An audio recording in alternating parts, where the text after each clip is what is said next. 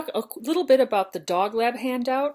That refers to a lab that used to be in all the medical schools called the dog lab, where you would take a dog and you would anesthetize it, and then you would give it different autonomic nervous system type drugs and see the response. And you could see the response in blood pressure and in heart rate. And it was a very educational, useful lab. However, because it used live dogs, which then died at the end of the experiment, people were very upset about it. It was a very upsetting thing. So now you can do it virtually through computer programs, or you can go online and look for something like the Washington University Dog Lab. And that will give you all different examples of how the dog lab was done and all different drugs that you can try with that. Okay. Now, before I mention that, let me just review what we said in class, which was that when you talk about autonomic nervous system in terms of blood pressure regulation, the things that increase blood pressure are vasoconstriction via the sympathetics, the alpha-1 receptors on most blood vessels of your body, you know, skin and earlobes and things that aren't required to escape being chased by animals. Then secondly, an increase in heart rate, and this is via the sympathetic nerves, which impinge on the beta-1 receptors in the heart. And then retention of fluids, which is something we're going to talk about more when we do the cardiovascular system, but that's beta-1 receptors in the kidney, and that activates something called the angiotensin, aldosterone circuitry, and we'll talk about that later. Okay. Now, things that decrease blood pressure via the autonomic nervous system, really there's only two big ones. The most important one is reduction of heart rate by the vagus nerve. So if the blood pressure starts to get too high, the vagus nerve kicks in and reduces blood pressure by reduction of the heart rate. The other one, which is usually not important, is vasodilation of the major arteries via the sympathetic nerves going to beta-2 receptors on the major arteries. In the example I gave you, it was in the legs so that you could run away from the animal that was chasing you. Now, usually when you have adrenaline flowing around your body and everything's revved up, there's so much more volume in the rest of your body that, you know, the vasoconstriction of the alpha-1 receptors, there's so much more volume there that it really overwhelms the very slight vasodilation of the major arteries. So if the major arteries were most of your blood was in, okay, so if most of your blood was in your major arteries, then vasodilation would cause a drop in blood pressure. But since most of your blood is in those alpha-1, you know, rest of the body blood vessels, the vasoconstriction wins. So the vasodilation of the major arteries tends to not be important unless you start messing around with somebody's cardiovascular regulation by giving them weird autonomic nervous system acting drugs, which we do all the time in medicine. So this is something which isn't important in day-to-day life, the beta-2 receptors, but ends up being important when you're dealing with patients, especially patients that are having cardiovascular problems. All right, so let me go back and talk about this dog lab business. Now, again, we're going to have an anesthetized virtual dog. No dogs are harmed in this virtual experiment. And what the way it's done is you get the femoral artery and vein, those big blood vessels sort of in your groin area. What you do is you get a blood pressure monitor in the femoral artery, because blood pressure, of course, is always in arteries, right? You never measure blood pressure in a vein. And then in the femoral vein, you would be able to inject the drugs. In a human, you could inject drugs into the IV in their arm. That would be okay. And then further, this is a picture. This is supposed to be a cartoon of the neck and the carotid arteries on both sides. Okay, and then the vagus nerve, that cranial nerve 10 on both sides. And what you do is you put a little string around the carotid arteries, and you also clip the vagus nerves in half so that you can stimulate only the vagus nerve going back up to the brain, or you can stimulate the vagus nerve going down to the heart. All right, so that's the setup experimentally. I'm not sure you need to know the experimental setup to understand how this works, but let's just keep going. All right. Now, in the first part of this experiment, you just do nothing you don't do anything weird to the test subject, the dog, except you electrically stimulate the vagus nerve, okay? So we know that the vagus nerve, actually we would probably stimulate this portion. So if we stimulate the vagus nerve, that causes release of acetylcholine, which then binds muscarinic receptors on the heart, and reduces the heart rate. And if you have a reduction of heart rate, you will also have a reduction of blood pressure. So I'm assuming here you have blood pressure, and this would be the top part of this big bar would be the systolic blood pressure. The bottom part would be the diastolic pressure. And if you were measuring this on a strip, every time the heart beats, you would get a blood pressure change, right?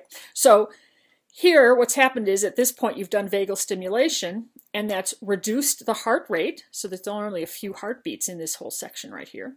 And of course, during that time, you have a reduction in blood pressure because the heart rate is lower. All right, so that's, again, just vagus nerve stimulation. You expect to see a decrease in heart rate and a reduction in blood pressure.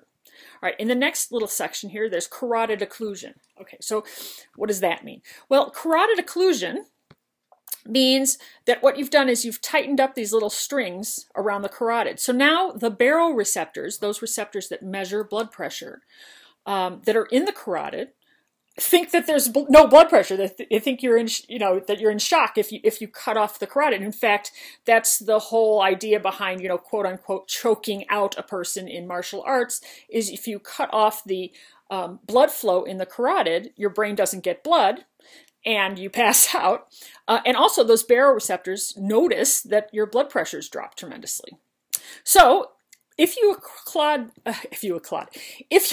the carotid for a few seconds, the baroreceptors in your carotid that's, sort of above where you've occluded it, think that your blood pressure's dropped. And so you get sympathetic outflow, which increases the heart rate, and that increases blood pressure. So you probably have an increase in heart rate, you have an increase in alpha-1 vasoconstriction, and those things are going to increase the blood pressure. Right? So this is just, examples where, the vagus nerve is slowing the heart rate if the blood pressure gets too high, and if the blood pressure gets too low, at least as measured by your body, then your blood pressure increases through these actions of the sympathetic nervous system.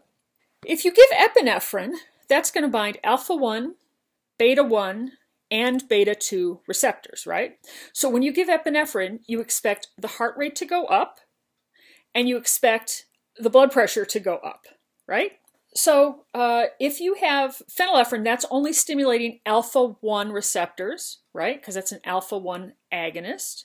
So if you stimulate alpha-1 receptors, that causes vasoconstriction throughout the body, and that increases your blood pressure, okay? So that's not surprising, right? It increases the blood pressure. That's terrific. Okay.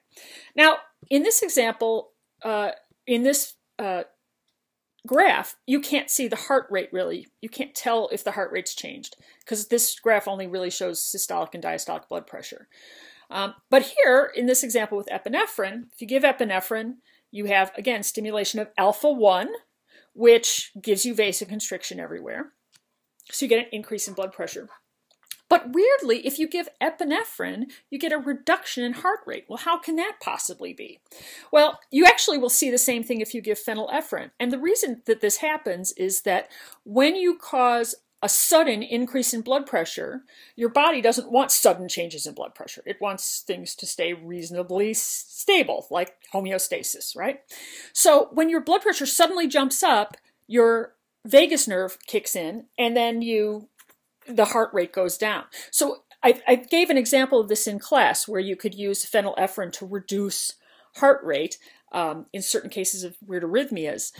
And the idea is basically what you're seeing here, is that the phenylephrine causes a sudden increase in blood pressure through alpha-1 agonist actions, and the body reacts to that by lowering heart rate through the vagus nerve. So what you're seeing in this picture is not necessarily just the action of epinephrine, which you're seeing here. You're actually also seeing the action of the vagus nerve inside that person or the dog in this example.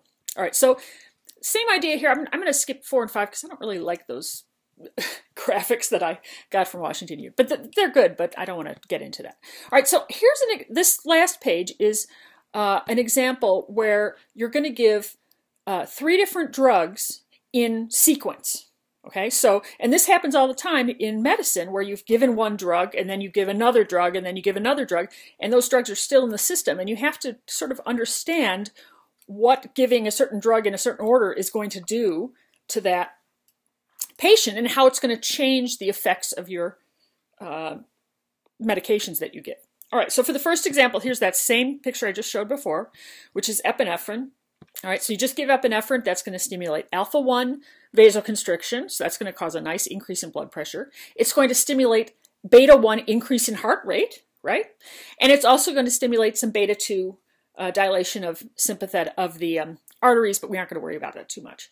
So you might say, well, wait a minute, if I give epinephrine, I should see an increase in blood pressure and an increase in heart rate. But you don't, because the vagus nerve overrides the epinephrine that you gave. Because the vagus nerve is there to keep you from having your blood pressure go too high and having, blowing a blood vessel in your brain or something. And we know that this is the case for sure, because if you try this experiment again after giving a patient atropine, so atropine here, right? Atropine is an anticholinergic drug. That's one that's on your list of things to know. So make sure you know atropine. If you give atropine, that blocks the muscarinic receptors in the parasympathetic arm of the autonomic nervous system. So the atropine blocks the muscarinic receptors. So if you give a patient atropine and then you give epinephrine, this is what you see. So this is a different thing, right? So you see epinephrine stimulating the alpha-1, the beta-1, the beta-2, right? So you have alpha-1 increase in blood pressure, 1 increase in heart rate, right? You see that? The vagus nerve is out of the picture because you gave atropine. So atropine has knocked vagus nerve completely off the table. The vagus nerve is no longer there. So now you're actually seeing the effect of the epinephrine. You're seeing the increase in blood pressure from alpha-1, and then of course the increase in heart rate from beta-1. Right, so very important to understand that when you give a drug like atropine, you're basically making it so the patient's body can no longer react to very high blood pressure. So you have to be careful not to make their blood pressure go too high, because otherwise they're out of luck. It's not going to work. All right, so let's now go into the next step here. So we gave epinephrine, we tried that. Then we gave atropine and gave some more epinephrine. And then we're going to say, a minute or two later, we give phenoxybenzamine. Now that's not one that's on our list to know. It's an alpha-1 blocker. All right, but it's used experimentally. All right, so if we gave atropine, blocks the muscarinic receptors on the heart, right, and the blood vessels. The alpha-1 blocker is going to block the effect on those alpha-1 vasoconstriction that we talked about. So if I give epinephrine, now it can only act through beta-1 and beta-2 because the alpha-1 is knocked out. So if only beta-1 and only beta-2 are working, okay, then beta-1 will cause an increase in heart rate, and the beta-2 receptors on the arteries of the skeletal muscles that before weren't important because the alpha-1 effect overwhelmed the beta-2 effect. If you knock out that alpha-1 effect, now you do see the beta-2 effect. So now we have an increase in heart rate from beta-1 stimulation and a decrease in blood pressure because of the dilation caused by beta-2 receptors. See how this is working? We're slowly cutting out every possibility of epinephrine's being able to work. Now, in the last situation here, let's just knock everything out. So we're now going to get rid of atropine, or we're going to use atropine to get rid of the muscarinic parasympathetic side. So we're knocking out the vagus nerve. We give an alpha-1 blocker, so that blocks the sympathetic innervation to all the blood vessels that would normally constrict with alpha-1. So that's gone. And we give practilol. Now remember, anything that ends with -olol is going to be some kind of beta blocker. And in this situation, it's a beta-1 blocker. And I have that written up here. Okay, so it's a beta-1 blocker. So now the only thing epinephrine can do is stimulate beta-2 because you blocked alpha-1 and you blocked beta-1, so only can stimulate beta-2 receptors. So if you give epinephrine after giving these other drugs, now you see no change in heart rate because beta-1 receptors are knocked out, and you see a drop in blood pressure because the beta-2 receptors are activated and they have an effect by dilating those arteries. So this is an example, this is an example where giving someone epinephrine, which is normally the drug you give when somebody's blood pressure, they're in shock, it's like a terrific rescue drug. But if you've already given your patient atropine, an alpha-1 blocker, and a beta-1 blocker, the epinephrine will actually cause the blood pressure to drop more. So this is why nurse anesthetists and ICU nurses make the big bucks, because they have to always have in their mind what drugs have they given and how will that affect the next drug that they give when they're, trying to coordinate and try to regulate your blood pressure from one moment to the next. All right, so we can go over this again in class if this is still confusing to you, but look over that handout, and also if you have other questions or you want to see some more examples of different drugs, then head over to the Washington University website. All right? All right.